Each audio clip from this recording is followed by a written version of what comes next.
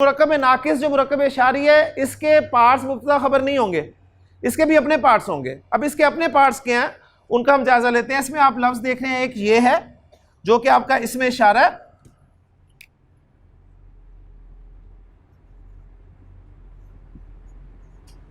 اور ایک کلم ہے۔ مرکب اشاری میں ایک جز ہوگا اس میں اشارہ، اور دوسرا وہ جز ہوگا جس کی طرف اشارہ کیا جا رہا ہوگا۔ تو جس اسم کی طرف اشارہ کیا جائے گا مرکب اشاری میں اسے مشار الیہ کہیں گے جی، مشار الیہ۔ تو مرکب اشاری کے دو پارٹس آپ کے سامنے آ گئے، اشارہ اور مشار الیہ۔ کس کس میں مطابقت ہوگی؟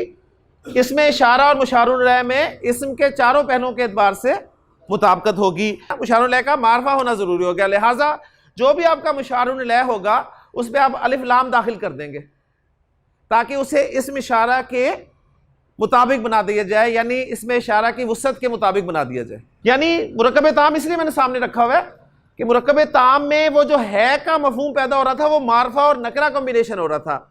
تو اردو میں جیسے آپ نے ہے لفظ کو نکالا، تو عربی میں اس ہے کو نکال کر اس کی جگہ پر مشار الیہ یعنی جس اسم کی طرف اشارہ کرتے ہیں اس پہ الف لام داخل کر دیا، تو وہ ہے کا کمبینیشن جو تھا وہ ٹوٹ گیا۔ رزلٹ یہ نکلا کہ اس میں اشارہ کو تو ہم نکرہ کر ہی نہیں سکتے، جبکہ اسم جو ہے وہ نکرہ بھی آ سکتا ہے، لیکن چونکہ مطابقت ضروری ہے تو ہمیں اپنے مشار الیہ کو معرفہ بنا کر لانا ہوگا، اور معرفہ بنانے کا فارمولہ الحمدللہ آپ کو آتا ہے کہ کسی بھی نکرہ اسم پر الف لام داخل کر دیں تو وہ معرفہ بن جاتا ہے۔ تو سب سے پہلے ہم نے کام یہ کرنا ہے کہ مشار الیہ کو تیار کرنا ہے۔ تو مشار الیہ کو تیار کرنے کا کیا مطلب ہے؟ اس پہ الف لام لگا کر اسے تیار کر دیں، ٹھیک؟ تو یہ لفظ آپ کا بن جائے گا جی القلم۔ ابھی میں اعراب کی بات نہیں کر رہا، ٹھیک ہے؟ القلم۔ اب آپ کو پتہ ہے قلم واحد ہے، قلم واحد ہے، قلم مذکر ہے، قلم واحد ہے، قلم مذکر ہے۔ اب اس کے مطابق واحد مذکر کا میں نے قریب والا اشارہ اٹھانا ہے اپنے اس چارٹ سے، جو چارٹ ہم نے یاد کیا تھا، ہاذا ہاذانی ہاؤلائی، ہاذی ہاتانی ہاؤلائی، ذالکا ذانکا اولائکا، تلکا تانکا اولائکا۔ تو اس میں واحد مذکر کا اشارہ مجھے نظر آیا ہاذا، وہ میں نے اٹھایا اور یہاں پر لگا دیا۔ آپ کو یاد ہوگا میں نے آپ کو بتایا تھا کہ اسماء اشارہ مبنی کی جب ایگزامپلز دی تھی تو اس میں میں نے اسماء اشارہ آپ کو لکھوائے تھے مبنی کی ایگزامپلز میں۔ تو اب یہاں پر ذرا تھوڑا سا غور کریں کہ القلم پہ میں نے ابھی اس کا کوئی اعرابی حالت اس یہاں پر مینشن نہیں کی، سمپل القلم کو ایز اٹ از میں نے رکھ دیا۔ اس کے مطابق میں نے جنس اور عدد دیکھ کر قلم کی ہاذا کا اشارہ لگا دیا، ٹھیک ہو گیا؟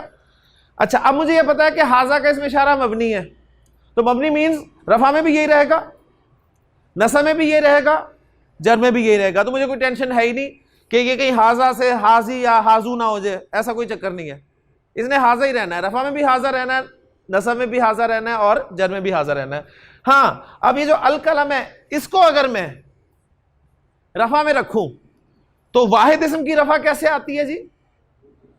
دو پیش کے ساتھ، اور اگر الف لام لگا ہوا تو دو پیش کی بجائے ایک پیش ہو جاتی ہے۔ تو ماشاءاللہ اس کی رفع میں رکھوں گا ہاذا القلم، اور ال کا حمزہ آپ کو پتا ہے حمزۃ الوصل ہے، لہٰذا جب پیچھے سے ملا کر پڑھوں گا تو یہ الف کی صورت میں لکھا رہ جائے گا، اور دو الف آپ کو خالی نظر آئیں گے، اور آپ اس کو پڑھیں گے حاذل قلم، اور اس کا ترجمہ ہوگا یہ قلم۔ تو اب ذرا تھوڑا سا غور کریں، یہ قلم ہے، ہاذا قلم، معرفہ نکرہ کمبینیشن، یہ قلم جملہ نہیں ہے، حاذل قلم، حاذل قلم۔